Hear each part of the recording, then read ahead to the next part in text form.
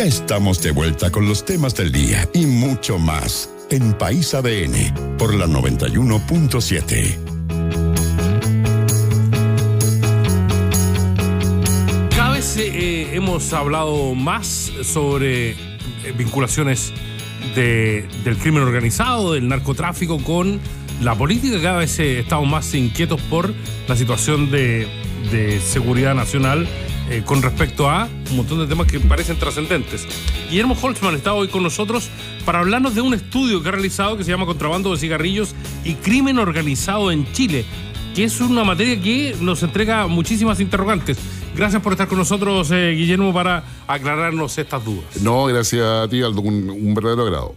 ¿Qué pasó? O sea, ¿cuál es la vinculación que hay entre el contrabando de cigarrillos y el crimen organizado en Chile, Guillermo? Yo diría que no toda la gente se lo imagina. Probablemente tú vas a lugares donde hay mucha circulación de personas y te encuentras con gente que está vendiendo cigarrillos, cajetilla, 1.000 pesos, 1.500 pesos, cuando el valor promedio de una cajetilla acá en Chile está alrededor de los 5.000 pesos.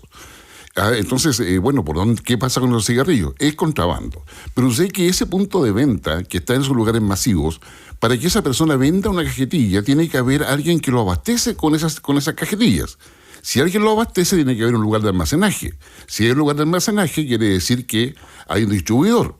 Si hay un distribuidor, quiere decir que esa persona en alguna parte obtiene esos cigarrillos, y esos cigarrillos entran por contrabando a Chile. En consecuencia, hay toda una cadena. Esa persona que te vende una cajetilla en ese punto de venta, en el terminal, qué sé yo, donde hay mucho flujo, finalmente, claro, hace un lavado de dinero hormiga. Pero sucede que cuando el que le compra el container completo que viene de contrabando, esa persona hace un lavado de dinero. Entonces hay una organización que genera transporte, logística, seguridad, almacenaje, etcétera. Entonces, el punto de venta es solamente la punta del iceberg. O sea, el contrabando de cigarrillos, para que ingrese a Chile, ingresa por pasos no habilitados. Ingresa por el norte del país normalmente, también por otras partes del país, pero preferentemente en el norte. Y es ahí donde se produce el vínculo entre el contrabando de cigarrillos y lo que es crimen organizado.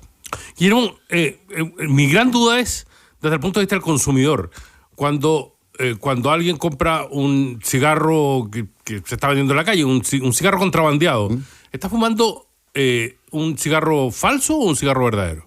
Está fumando muchas veces, va a depender de dónde venga el contrabando. Si el contrabando proviene de Paraguay, que es el principal país exportador, si se quiere, de cigarrillos, conforme norma paraguaya, estaría fumando un cigarrillo que razonablemente podríamos pensar que está con normas sanitarias adecuadas. Pero el cigarrillo falsificado que viene de China, que viene de Corea del Sur, que viene de otros países, es ahí donde no tenemos ningún tipo de control, a pesar de que le correspondería al Ministerio de Salud hacer ese tipo de chequeo respecto a qué cosa se está vendiendo, sea de contrabando o no. Cuando hablamos de crimen organizado, tú bien dices, tiene que ingresar al país. Y había un largo debate sobre el rol de las aduanas, fundamentalmente en términos de qué ingresa y cómo ingresa. De si hay detectores especiales para los puertos de nuestro país o para los sitios o para las fronteras de ingreso. ¿Qué rol está cumpliendo Aduanas y el control fiscalizador de Chile en estos momentos? Aduanas cumple, yo diría, un rol muy importante, pero Aduanas se focaliza particularmente en la evasión de impuestos que hay en el contrabando de cigarrillos, porque ese cigarrillo que tú estás vendiendo acá no paga impuestos. Y el daño que hay para el erario nacional, para nuestra caja de impuestos es bastante alto, y yo te diría, supera por mucho lo que es cualquier otro pago de impuestos. Entonces, Aduanas se focaliza ahí. Cuando trabaja con investigaciones, cuando trabaja con carabineros y la fiscalía se involucra, muchas veces solamente va a lo que es la evasión. Sin embargo, digamos, se deja un poco de lado lo que es la organización que hay para que llegue el cigarrillo acá a Chile. Entonces, Aduana cumple una labor, yo te diría, bastante importante. Hay una centena de casos al menos que están en fiscalía. Pero finalmente se toma por la parte más corta, que es sancionar a la persona que es pillada vendiendo el cigarrillo, transportando el cigarrillo. Y eso es una multa, una falta. Y recién ahora, con las modificaciones legales, se están subiendo las penas.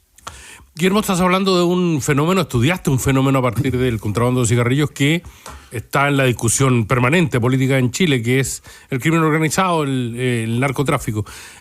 Para entender cabalmente lo que es el crimen organizado en nuestro país y sus ramificaciones, es importante tener una mirada experta, una mirada tal vez despojada del sesgo político que existe en estos momentos.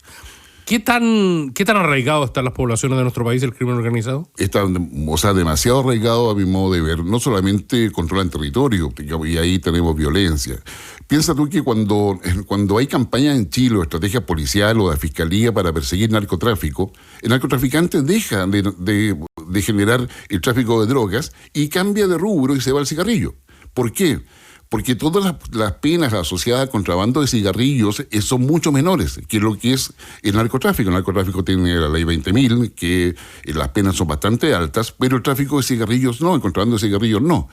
En la zona norte, tú tienes, para ejemplificarlo, a los días lunes entran los contrabandos de cigarrillos, el día martes lo que es drogas, el día miércoles lo que es trata de personas, a lo que es tráfico de migrantes, o tráfico de personas. El día jueves entran todo lo que son falsificaciones. Es decir, hay una organización que te permite el ingreso al país de todos estos ilícitos y todo eso es organizado. Tú tienes camiones que ingresan, no uno, entran 2, 3, 4, 15 camiones en caravana, con seguridad, los protegen, en fin. Entonces hay toda una organización. Mucha gente piensa, no, pobre persona que está vendiendo cigarrillos para sostenerse, digamos, del día a día, pero tú sabes que esa persona para vender una cajetilla de cigarrillos estuvo una cadena atrás. Entonces, entender el contrabando de cigarrillos es importante. Por decirte algo concreto, hoy día en Gaza, que está en una zona de conflicto muy intensa, muy caliente, el principal delito que hay es contrabando de cigarrillos. Qué sé yo, aparte del tráfico que hay de las personas que tienen que pagar para poder salir de Gaza.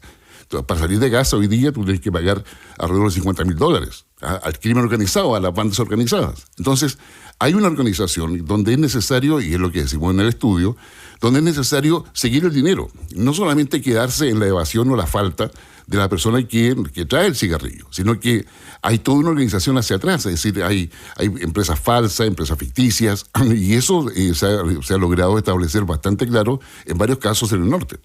El contrabando de cigarrillos es el negocio, desde el punto de vista del contrabando, el negocio más lucrativo que existe. Absolutamente. Digamos, de especie lícita. No, bueno, el contrabando de cigarrillos es lo que deja más ganancia. Más ganancia, ¿por qué? Porque, dado el alto impuesto que tiene el cigarrillo acá, acá, como te decía, la cajetilla cuesta $4,000 y tú la encuentras por 1.200, 1.500 pesos, incluso por 1.000 pesos en todos los lugares de los puntos de ventas que en distintas partes de la ciudad.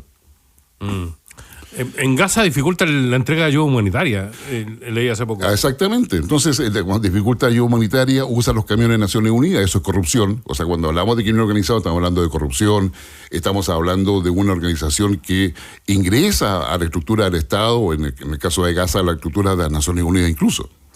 Guillermo, conversamos con Guillermo Holzman, que es analista internacional.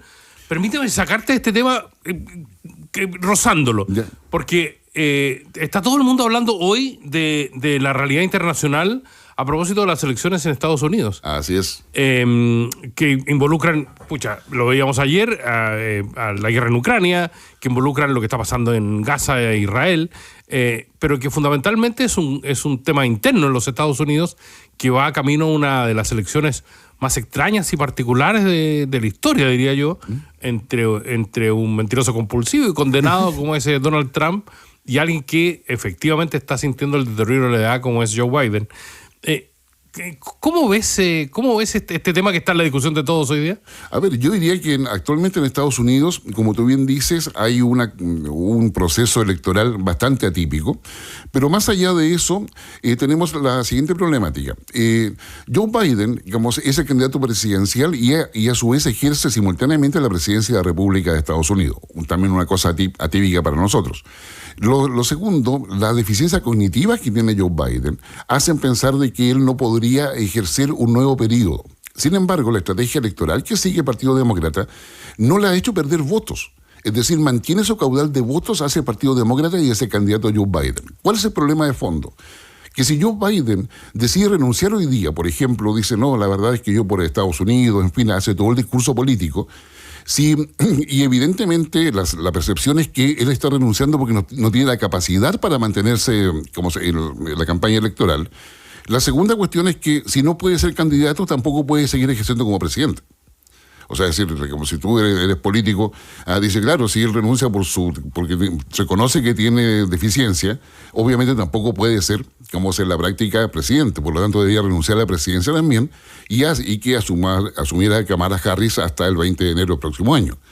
Entonces, lo que yo veo acá es que el Partido Demócrata está desplegando una estrategia orientada a mantener a Biden a como dé lugar hasta la convención del Partido Demócrata en el mes de agosto. La convención del Partido Republicano, donde Trump va a ser como ya nominado oficialmente como candidato presidencial del Partido Republicano en la próxima semana. Ahí vamos a saber quién va a ser su vicepresidente. Pero en el caso de Joe Biden va a tener que esperar hasta agosto. Y en el mes de agosto, yo diría lo más probable, salvo que Biden insista en ser candidato, es que ahí en un lindo discurso renuncie como candidato, presenta a quién lo puede suceder y a su vez renuncia a la presidencia de la República. Y ahí queda Kamala Harris hasta el mes de enero, pero en una estrategia limpia, sin un punto de inflexión que sería nefasto para la candidatura de quien reemplaza a Biden. Sin duda. Pero además esta situación que se está viviendo en Estados Unidos se da en un momento de altísima tensión mundial. No solo está el conflicto de Ucrania y Rusia, con una Rusia cada vez más inmanejable desde todo punto de vista. Está el conflicto de Israel con los palestinos y está una lucha comercial que se hace cada vez más evidente con China. En ese sentido, la inestabilidad política, la eventual inestabilidad política de Estados Unidos está contribuyendo a un panorama de inestabilidad global, planetario, ¿no? Sí, lamentablemente sí. Hay un debilitamiento de Estados Unidos en su influencia a nivel global. Y se te olvida mencionar lo que pasa en África. Las fuerzas estadounidenses fueron expulsadas de Níger. Y por lo tanto hoy día África está bajo la influencia directa de China y Rusia particularmente. Hay otros países, pero son lo importante. Ahora, África es fundamental en todo lo que es la franja de Sahel, donde está todo el uranio, entre otras cosas. Entonces, hoy día la preeminencia de Estados Unidos se ha ido debilitando. Y ese debilitamiento hace que la situación de Biden sea un problema de seguridad nacional. Entonces, acá tenemos, yo diría, la búsqueda de un tablero de ajedrez donde ya no son dos contrincantes, sino que son varios. O sea, imagínate un tablero de ajedrez con cinco jugadores, pero 5 jugadores con todas sus piezas. Entonces, ¿cómo mover las piezas para poder mantener la influencia de un Estados Unidos que en lo tecnológico, en lo militar, en lo industrial, sin lugar a dudas es una potencia dominante, con respecto a los equilibrios y la exigencia que buscan otras potencias, como el caso de Rusia, China, India? En estos últimos días, Modi, el primer ministro indio, estuvo con Putin, fue a Rusia. Víctor Orbán, de Hungría, que es un nacionalista, fue donde Putin, fue donde Xi Jinping en China y llegó a la OTAN y se reunió además con Trump. Entonces, yo diría, el ajedrez mundial está bastante complejo y hace que la situación de Biden también debilite a Estados Unidos. Pero si tú sacas a Biden hoy día de la ecuación, el debilitamiento de Estados Unidos es mucho mayor. Entonces, hay acá un juego que es bastante complejo y donde países como Chile no nos queda más no solamente observar, sino que empezar a movernos qué es lo que viene a futuro. ¿Cómo movernos? Oye, a propósito de aquello, ayer se reunió la OTAN en esta historiada conferencia de prensa, pero la noticia fundamental era que la OTAN entregaba su respaldo a Ucrania, que de alguna manera vuelve a una etapa que no vivíamos desde la Guerra Fría, en el enfrentamiento con la Rusia de Putin, pero en una Europa que está muy convulsionada políticamente, con nacionalismo desatado en algunos casos, con uniones políticas para contener a la ultraderecha. ¿Cómo tenemos que mirar a Europa por estos días? Yo diría con mucha atención. En Europa, primero, las elecciones al Europarlamento nos dejan una fotografía que es necesario considerarla. La ultraderecha europea se ha dividido en una ultraderecha que es respetuosa de la democracia, el Estado de Derecho y el marco liberal de funcionamiento, cosa que hace décadas atrás estaba muy lejos de eso. ¿Cuál ultraderecha es esa? ¿Es la derecha de Le Pen en Francia? ¿Es la ultraderecha de Meloni en Italia? Preferentemente es la ultraderecha de Orbán en Hungría. ¿ya? Y otros grupos más.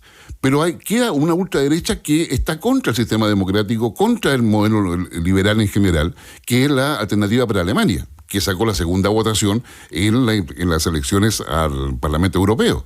Entonces, la ultraderecha ahora se está corriendo al centro. Es decir, hay un movimiento de aguja muy leve que ha dejado a la ultraderecha con la nueva conformación en el Parlamento Europeo, Patriotas por Europa, que es la tercera fuerza política. Todo lo que es el manejo de la Unión Europea va a quedar nuevamente entre los socialdemócratas, la democracia cristiana y los liberales. Pero esto va a ser teoría por un rato, porque tenemos una tercera fuerza de ultraderecha que se alinea con la democracia y que empieza a colocar muchas cartas sobre la mesa y a presionar al sistema completo de la Unión Europea. A su vez, la Unión Europea, internamente, los 27 países que la conforman, no ven con buenos ojos esta dependencia de Estados Unidos y esta dependencia de la OTAN. Entonces ellos, mientras no tengan su sistema de defensa propio, que no dependa de la OTAN ni de Estados Unidos, van a seguir en esta suerte de juego. Lo que pasó hoy día en la OTAN, o sea, esta semana en la OTAN en Washington, que dijeron que se inicia el camino irreversible para que Ucrania se sume a la OTAN, pero luego agregan, pero una vez que termine la guerra. O sea, es decir, como no va a pasar ahora, ¿ya? Lo segundo es que todo lo que debatió la OTAN en Washington es todo para el 2025. Es decir, ya tenemos guerra anunciada por un año más en Ucrania. Y mientras tanto, Orbán, que se reúne con Trump, pretende generar un puente de plata para poder llegar a una solución que en el fondo sería un armisticio, donde Rusia se queda con todo lo que ya ha ganado en territorio de Ucrania, ¿ya? Digamos, o sea, 1, 2, 3 momias en el fondo se estaría diciendo, ¿ya? Y para poder terminar esa guerra, y Europa poder acceder a los granos y energía de Rusia, de la cual depende. Entonces, tenemos acá un problema que es bastante más complejo. Y para colocar más cosas sobre la mesa, hace una semana atrás se hizo una reunión de una organización poco conocida para nosotros, que es la Organización de Cooperación de Shanghái, que es una organización que lleva ya varias décadas, pero donde está, adivina, Rusia, China, India, pero también se ha sumado Arabia Saudita, Irán y varios otros países más, ¿ya? Y que representan, yo diría, más o menos el 40% de la población mundial y el 25% del PIB mundial. Entonces, estamos en una reconfiguración completa, donde el tema de la Unión Europea es un tema capital. La Unión Europea está pasando por un momento de redefiniciones, de replanteamientos respecto a sí misma y respecto a su relación con las potencias. Pero también al ladito tenemos a un Reino Unido que no está en la Unión Europea, pero que ahora está en manos de los laboristas, con una mayoría pero impactante, pero que es el principal socio de Estados Unidos. Entonces, yo diría, tenemos, como te digo, imagínate un tablero de ajedrez con 5 jugadores. Lo que mi abuela definía como una majamama. Exacto. Para nosotros, claro, que observamos todo esto a la distancia, el barrio se nos puso también bien peludo. Es decir, hay más de un conflicto con la llegada de Milei, con las relaciones siempre tensas de Boric con Lula, y con un Petro que está tocando permanentemente la oreja con su último mensaje, ¿no? Efectivamente, digamos, y tenemos detrás de Petro, detrás de la izquierda progresista, tenemos el Grupo de Puebla, que tuvo una reunión importante en Honduras a finales del mes de junio. Pero tenemos, o sea, ¿cuál es la fotografía que tenemos? Si nosotros estuviésemos asesorando, no sé, al Consejo Europeo, en la Unión Europea, ¿con quién conversamos en América Latina? Tiene que ir país por país. Argentina se ha comprometido en una alianza muy profunda, por conveniencia propia, con Estados Unidos. Pero tenemos el tema de la Antártica de por medio. Tenemos la ingobernabilidad en Bolivia, lo propio en Ecuador, lo propio en Perú. La situación no fácil que tiene Lula en Brasil. Es decir, olvidémonos de alguna integración o acuerdos políticos dentro de América del Sur. Al menos por el momento. No hay liderazgos dados. Cada cual está jugando su propio juego. Y eso queda muy patente con Milei y con Lula. Pero a su vez también tenemos un nuevo gobierno en México. O sea, tú no puedes pensar en una América Latina, a pesar que México es parte de América del Norte, sin tener por lo menos ciertas coincidencias entre México, Brasil y Argentina. Y eso hoy día no está. No podemos pensar en un Chile que vaya pensando a futuro si no creamos la estrategia necesaria para poder tener puntos de convergencia importantes y acciones concretas con Perú, con Ecuador y con Colombia. ¿Ya? Eso es Alianza del Pacífico. Entonces, tenemos, yo diría, un déficit respecto a qué cosas estamos haciendo en virtud de futuro, porque las potencias, dado todo el cambio a nivel global, ¿en qué están? Están preocupados dónde consiguen las tierras raras, dónde consiguen, qué sé yo, recursos naturales, dónde consiguen recursos alimenticios, dónde consiguen la mejor posición para poder controlar el espacio, como el espacio externo, ¿no es cierto?, el espacio exterior. Entonces, y nosotros, la verdad que estamos un poco mirándonos el ombligo, con mucha autocomplacencia. Guillermo, te hemos sacado el jugo a propósito de tu visita acá. Queremos agradecerte que estés en País ADN. No, gracias, Dialdo. Guillermo Holtzman, que es analista internacional, hoy por la mañana en País ADN. Estás escuchando País ADN, una vuelta por los temas del